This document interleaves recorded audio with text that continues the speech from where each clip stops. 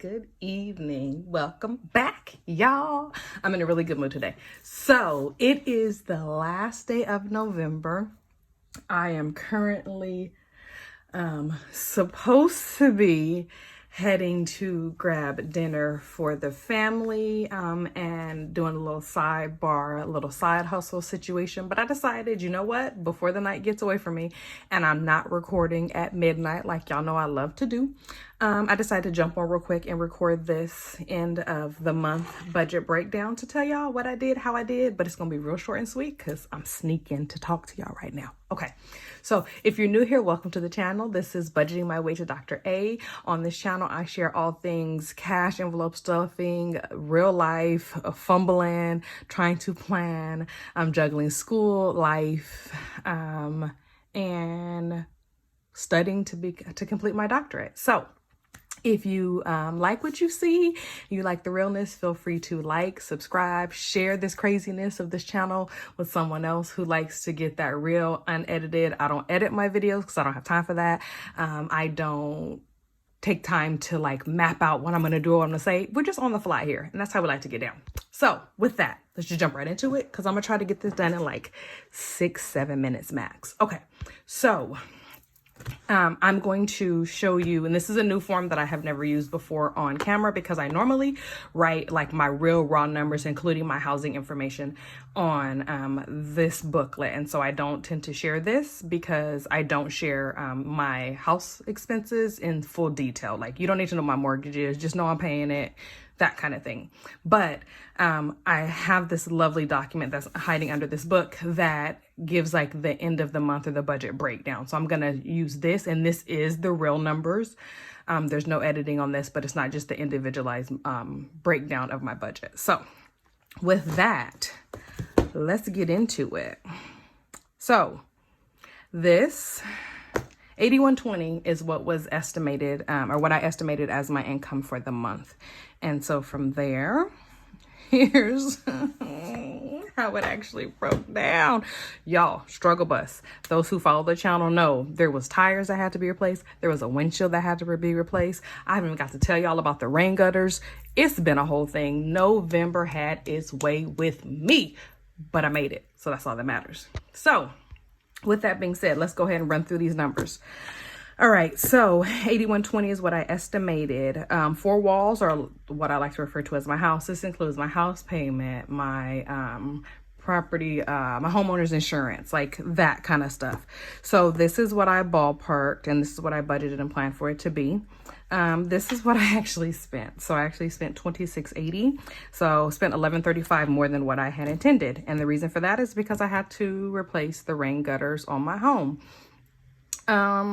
Didn't know that was a thing, but apparently they have to be replaced.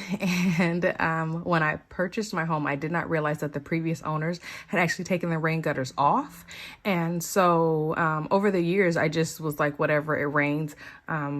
But this summer I did some home improvements I started doing. And so I removed a huge bush, and I didn't realize that the rain had been running over into the bush and had been watering it. But once I removed that bush, I realized there was flooding going on in my front yard. Same thing in the backyard. So with that, I had to get rain gutters, but I'm so glad I did. And so I got a great deal from a small family-owned business locally here in California. He had just moved to my town, so it worked out really well, and I got a great deal.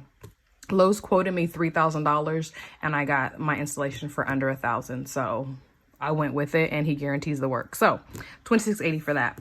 Auto needs. Y'all know I stuffed $20 in the envelope because I thought, talking big and bad, like everything was good. Did a bunch of stuff on the car. Whoop, whoop, whoop. The lies. Tires and a new windshield. And here we are. So yeah, that's $650. We y'all know, we've talked about this in other videos. I intended $940 in my spending. That's my groceries. That's my car, my gas for my car. That's my entertainment, all that good stuff. I budget $940. So $940, $950 a month to do all of those things, but I actually only spent $830. So that difference of $110 actually went back into budgeting my way to Dr. A fund. Short term, these are the things that pop up: the DMV, the registration for the car that comes up every year, gifts, things of that nature. You guys know there's a separate binder for the short term and long term, what I stuffed in comparison to what I intended to stuff in comparison to what I stuffed. See, I told y'all I don't edit. Y'all gonna get that fumbling of the mouth. So short term, I planned 485. I actually ended up putting 505 in there. And then for long term, that number doesn't really change, or has not changed, but I'm gonna do something a little more fancy for 2023. So 395, and I put 395 in there. I had budgeted $500 to my credit card bills, and I ended up sending $1237. I don't even know how we got such a like what was I doing, y'all? When I went back and I audited my bank statements for the month and my transactions, I realized there was many times, because I was sitting at home, right? And I normally would just spend like out and about. But since I was home doing the 15 no spend days and actually made it to 18, yes, I did. With that, I would be sitting at home and I'm like, oh, there's extra money in the buffer that I would have normally spent at a Target run or whatever, right? Going to Nectar and getting a bowl or whatever. So I was like, well, instead of letting this sit, the bank buffer is good. This is a little bit more fluff. And so I started saying, what's my focus? So my focus is budgeting my way to Dr. A, covering the cost of school, and getting some of my credit card debt down. Nobody wants some of it. You want it all gone. So that's where I didn't realize I was sending, but like every week I would just be like, let me send them $25. Let me send them this. Let me send them that. So it ended up at $1237, and I'm cool with it. And then lastly, I had planned $1,000 to go into the Dr. A fund, but I actually ended up sending $1,200. So the reason why, and I still have a little bit extra, is my total expenses were $74.82, but my total income was actually more than I had anticipated. In this, I didn't factor in, this is what I make on my regular job. I did not factor in my side hustle money. So with my side hustle, I actually ended up with $9307.38 for my actual earnings for the month of November. So with that, I sent $1825 directly to savings. So I accomplished many things. I spent more than I had intended to, but most of us, everybody knows, when you own a home, you have to be ready to adjust to what the house needs, right? When you own cars, vehicles, there's maintenance, you just have to adjust, because you can't be like, oh, I need a tire, but I'm gonna sit and let the car just sit while I don't have a tire. You just have to do that because life goes on. So I'm fortunate that I have positioned myself through lots of hard work and sleepless nights to be able to do this, so I can continue my education. But you know, it still hurts a little bit when I send the money. So I make little notes here to help myself be accountable, so that way I can look back at this. The 4 walls, the rain gutters, which I said, tires and windshields for the car, and the debt, pay off them cars, girl, because this needs to be done.